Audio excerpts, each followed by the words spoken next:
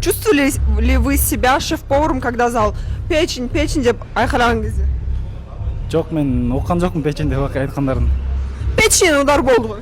Печень болды удар, бірақ мен оққан жоқпын айтқан бәлештер. Өзіңіздің жанкүйерлеріңізге не айтар едіңіз? Bir ауыз сөз. Чоң терең разычылығымды білдіріп кетем. Мен қолдап жатқан байкелерім бар, бардығына чоң рахмат айтам.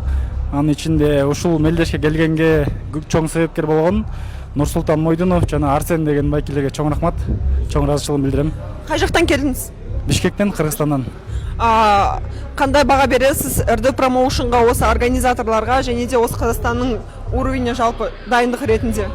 Бардық жағынан жогору деңгээлде өткөрүп жатат.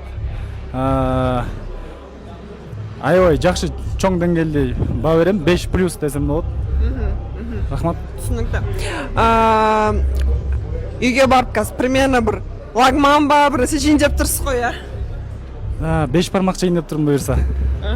Все, рахмет. Осы РД промоушн атынан сізге сый-сияпат ретінде, құрмет ретінде осындай кішігірім сыйлығымыз бар еді. Рахмет сізге үлкен. Сіздерге де чоң рахмат. РД промоушнға дағы өзімнің разышылығымды білдірем. Рахмет көп сіздерге.